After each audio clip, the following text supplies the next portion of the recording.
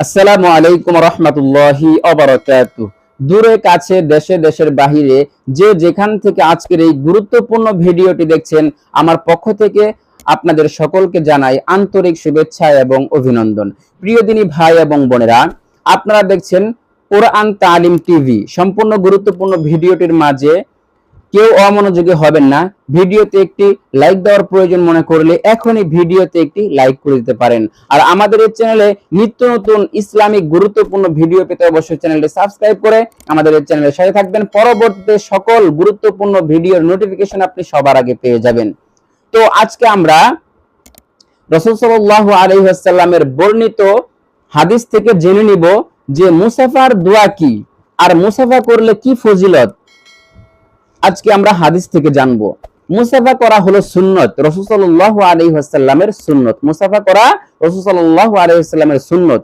এর ফজিলত হলো ইবনে মাজাহ শরীফের 3703 নম্বর হাদিসের মধ্যে এসেছে, রাসূল সাল্লাল্লাহু আলাইহি ওয়াসাল্লাম বলেছেন, যখন দুজন মুসলমান একত্রিত হয় এবং পরস্পরে মুসাফা করে, তারা দুজন পৃথক হওয়ার পূর্বেই তাদের সকল গুনাহ মাফ হয়ে যায়। তাদের গুনাহ আল্লাহ পাক রব্বুল আলামিন ক্ষমা করে দেন। সুবহানাল্লাহ। তাহলে আমরা এই হাদিস থেকে জানতে পারলাম যে যখন মুসলমান পরস্পরে একত্রিত হয়, এরপর মুসাফা করে, তাদের সকল গুনাহ আল্লাহ পাক রব্বুল আলামিন ক্ষমা করে দেন। সুবহানাল্লাহ। তাহলে মুসাফার ফজিলত হলো গুনাহ আল্লাহ পাক ক্ষমা করে দেন। এরপরে অপর এক বর্ণনা এসেছে আবু দাউদ শরীফের মধ্যে 5212 নম্বর হাদিসের মধ্যে এসেছে। 5212 নম্বর হাদিসের মধ্যে আল্লাহর নবী পয়গম্বর সাল্লাল্লাহু আলাইহি ওয়াসাল্লাম বলেছেন, যখন পরস্পর একত্রিত হয় এবং আল্লাহ পাক রব্বুল আলামিনের কাছে ক্ষমা চায় আর আল্লাহর প্রশংসা করে, তখন আল্লাহ তাআলা তাদের গুনাহগুলোকে ক্ষমা করে দেন। সুবহানাল্লাহ। এটা আবু দাউদ শরীফের মধ্যে এসেছে। আর আবু দাউদ শরীফের মধ্যে এই দোয়াটি এইভাবে এসেছে, মুসাফার দোয়াটি এইভাবে এসেছে। এই হাদিসটি হলো 5211 নম্বর হাদিস। এই হাদিসের মধ্যে দোয়াটি এসেছে। তো এই দোয়াটি হলো আলহামদুলিল্লাহি ইয়াগফিরুল্লাহু লানা ওয়া লাকুম। এই দোয়াটি আমি আপনাদেরকে ভেঙে ভেঙে বলে দিচ্ছি, আপনারা মুখস্থ করে নেবেন। পরস্পর দেখা হলে আপনারা মুসাফা করে নেবেন। সালামের পরে আপনারা মুসাফা করবেন। সকল গুনাহ আল্লাহ পাক রব্বুল আলামিন ক্ষমা করে দিবেন। সকল গুনাহ বললে ভুল হবে।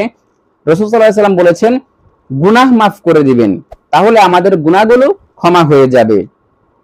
তাহলে এখন আমি আপনাদেরকে ভেঙে ভেঙে দোয়াটি বলে দিচ্ছি। আলহামদুলিল্লাহি আলহামদুলিল্লাহি ইয়াগফিরুল্লাহু লানা ওয়া লাকুম ইয়াগফিরুল্লাহু লানা ওয়া লাকুম আলহামদুলিল্লাহি আলহামদুলিল্লাহি ইয়াগফিরুল্লাহু লানা ওয়া লাকুম।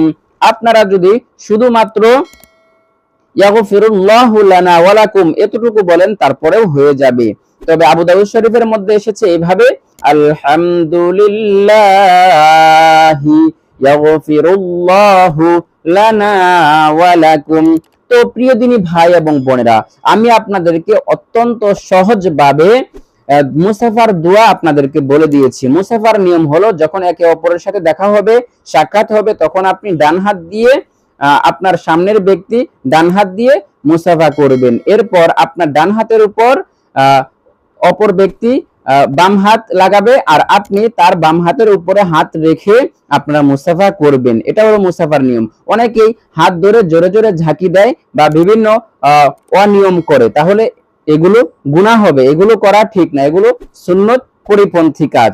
সুন্নত করতে হবে, মুসাফা করতে হবে খুব সুন্দরভাবে, ভালোভাবে, ভদ্রতা বজায় রেখে। তো প্রিয় দিনী ভাই এবং বোনেরা, আজকের এই ভিডিও থেকে আপনারা মুসাফার দোয়াটি শিখতে পেরেছেন এবং নিয়ম জানতে পেরেছেন।